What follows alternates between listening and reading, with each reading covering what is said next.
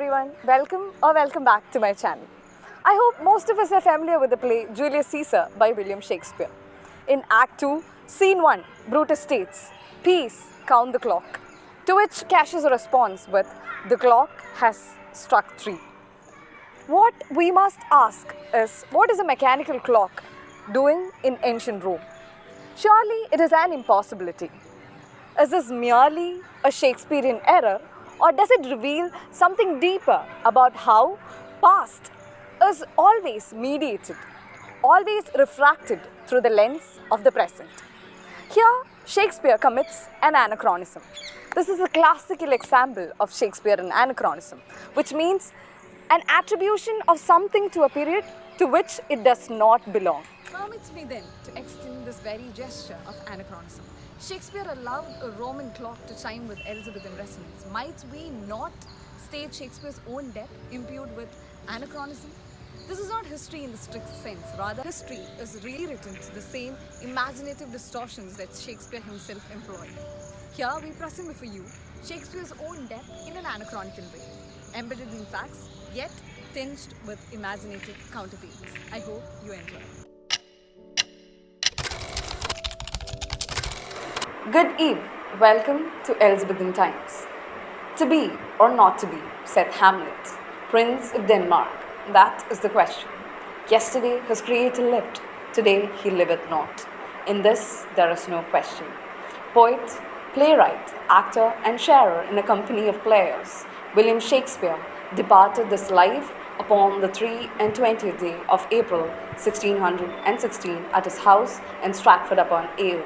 He was in years 52, more or less. His death was made known by his daughter Judith. Shakespeare of Stratford-upon-Avon, this man, by the singular sharpness of his wit, did fashion for our court such divertissements as have few equals. His quill was a jewel that did set our reign agleam, and his plays a great solace unto us.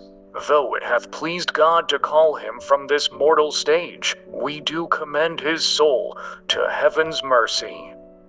Through 3 decades' labor, Master Shakespeare rose from humble birth in Warwickshire unto great fame, becoming England's most notable poet and playwright, praised for his piercing sight into man's nature, his fair and nimble verse, and his boldness to enlarge the compass of our English tongue, drawing forth above 25,000 words.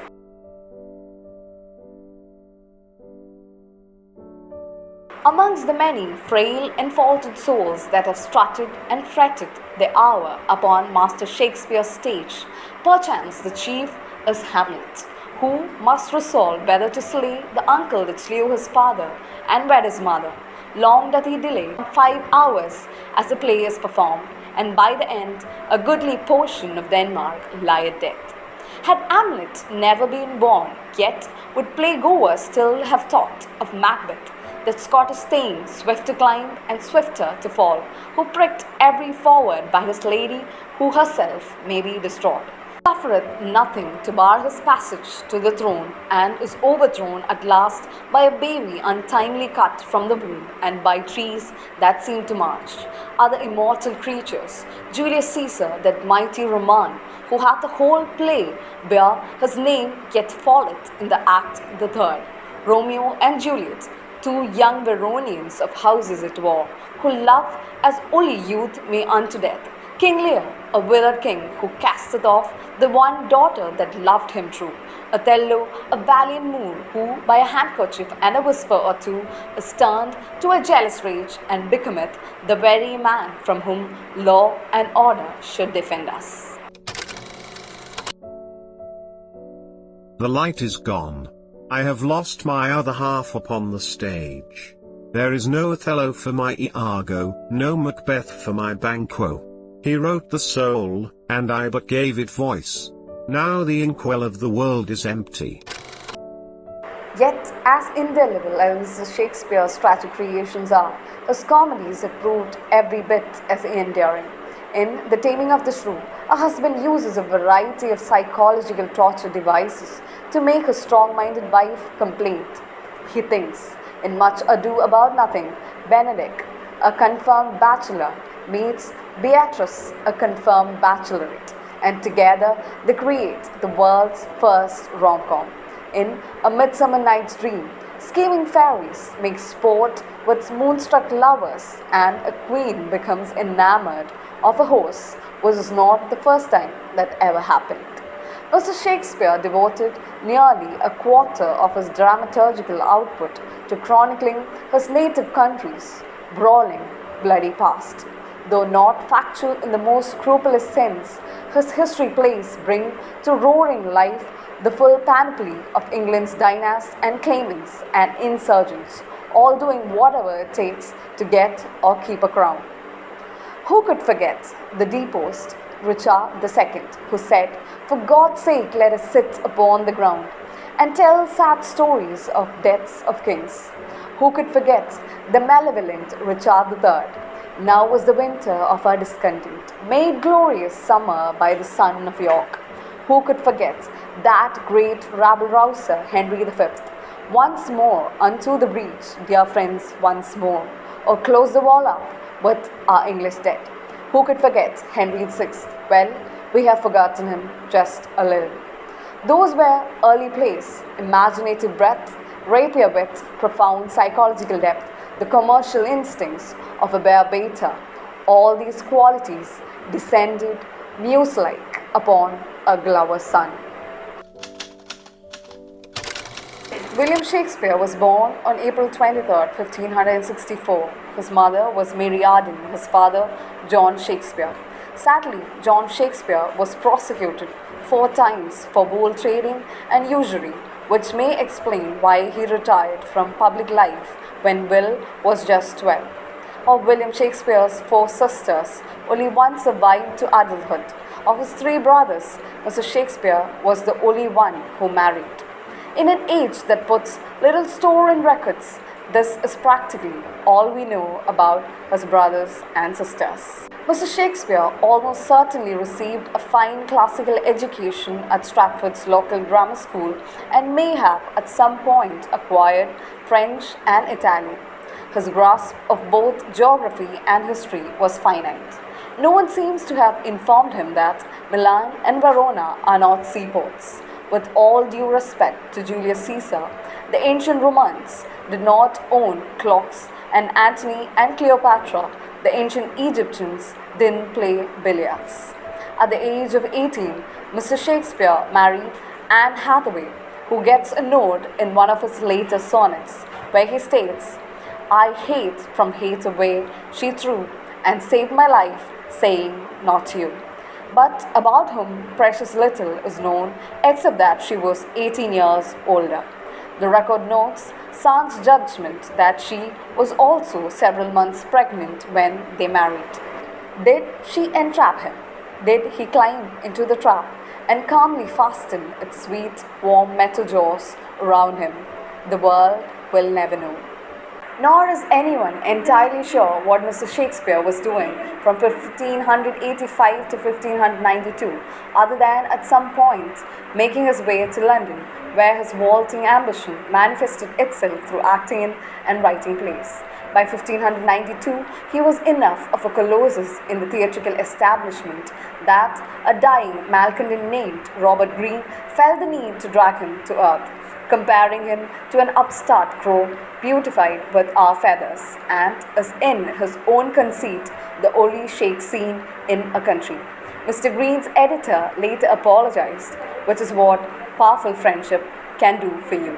Now that Shakespeare is departed, Robert Greene is left to rue his harsh words and be giving way to bitter repentance.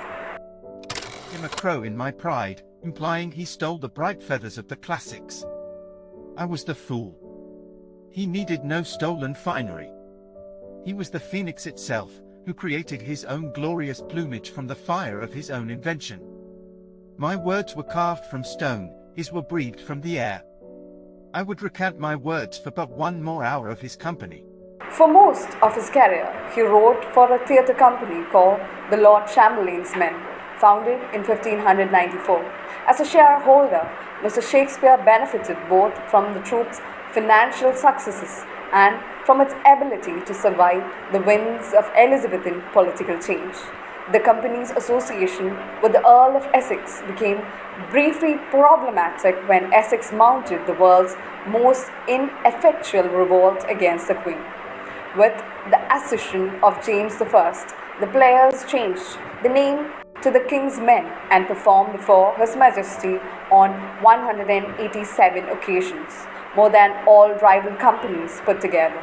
The King loved his men. Mr. Shakespeare saw his plays performed at Blackfriars Theatre, at Globe, at the Inns of Court, and at the universities of Oxford and Cambridge. His audience extended beyond the bounds of Albion. In 1607, it is reported, the English crew of the Red Dragon merchant ship performed Hamlet for local leaders in Sierra Leone. To no small amount of bafflement, one might wager. In all, Mr. Shakespeare wrote between 37 and 40 plays, depending on whom you ask. Some he wrote in collaboration. Pericles, Prince of Tyre, for instance, does not make sense as the work of a single playwright. In fact, it makes little sense at all. Only 18 of Mr. Shakespeare's plays were published over the course of his life, in flimsy little quartos that practically dissolve if they are looked at too closely. Macbeth and Julius Caesar are still waiting, but sources say that 7 years hence, two of Shakespeare's acting colleagues will reassemble almost all of the plays into a quasi-definitive first folio. Mr. Shakespeare didn't hesitate to steal plots from Seneca and Plutarch, and Ovid from Chaucer and Spenser and Holinshed's Chronicles. Nor did he hesitate to alter those plots, nor did he hesitate to coin new words. More than 2,000 received their first recorded use in his work, including barefaced, assassination, excellent, frugal, eyeball, auspicious, swagger, submit, moonbeam, and the list goes on. Through it all, he continued, rather surprisingly, to act in plays, including his own and those of his friendly rival, Ben Jonson. Reads today for comment, Mr. Johnson said, Mr. Shakespeare was a monument without a tomb, and not of an age, but for all time. As long as we speak of star-crossed lovers or cold comfort, as long as we call imps puckish and morbidly obese people all stuffing, and refer to jealousy as the green-eyed monster, as long as we use phrases like, it's Greek to me, or to thine own self be true, or clothes make the man, the lady doth protest too much, or give the devil his due, Mr. Shakespeare will be shaping our everyday speech. And as long as we wrestle with what it means to be human, Mr. Shakespeare will be our companion and our lodestar. The words of Hamlet serve as fitting epitaph for his creator. What a piece of work is a man! How noble in reason, how infinite in faculty, in form and moving, how express and admirable, in action, how like an angel, in apprehension, how like a god. With the death of William Shakespeare, the stage is dimmed, yet his words shall outshine the ages. Peace be upon his soul, and comfort to those he hath left behind.